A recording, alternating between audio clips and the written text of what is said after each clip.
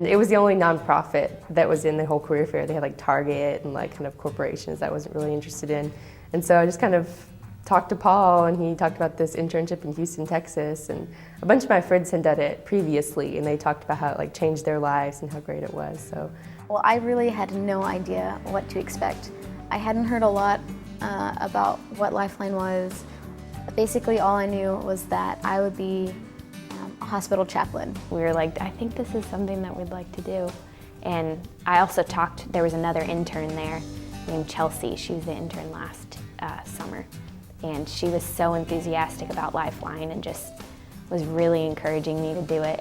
I learned a lot about the resiliency of the human spirit and about kind of what matters in a person. You know, it's not stuff I didn't know before, but it's lessons that you learn in a different way, and they tend to sink in a little bit deeper because of the way that you learn them. I've learned a lot about myself. I've learned about a lot about life and a lot about death.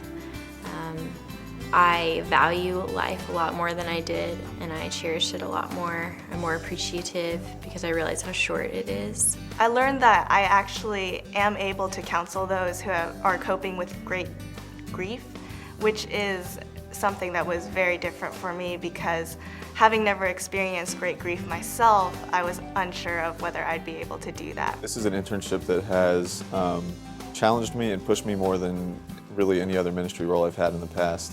But I'm really, really grateful for the growing experience that it's been. Just the way that it stretched me and pushed me out of my comfort zone and really allowed me to deal with some big questions, some really big issues that people are facing.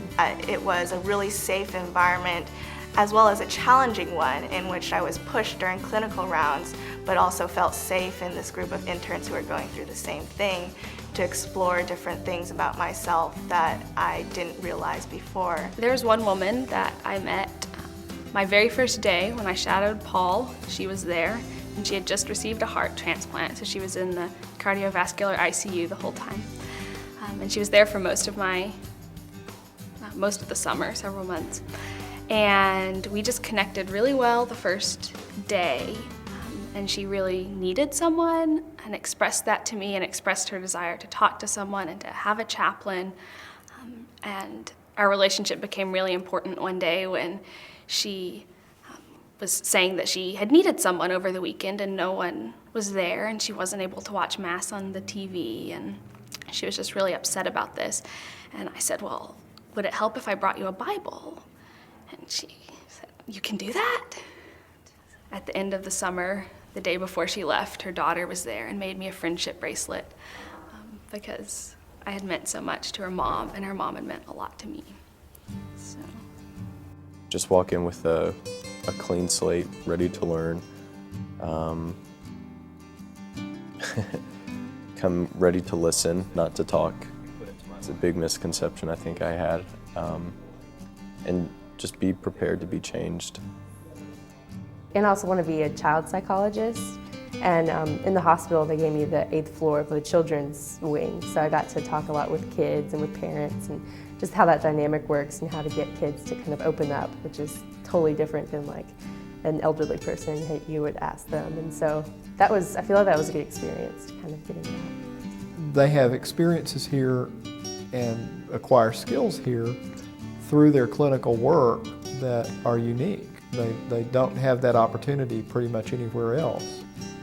And they carry these experiences with them, and those experiences serve them very well in their lives. I knew that it was pretty free range. I was told that I was going to get to see patients of different faiths, of course the Church of Christ, and be class time in the morning, patient visits, and then I was kind of like, okay, that sounds okay. But I had no idea the class of this was going to really prep me to go out and work with patients as well as it did. I was actually talking to a counselor about my future plans, and I told him that I was interested in chaplaincy as a possible career.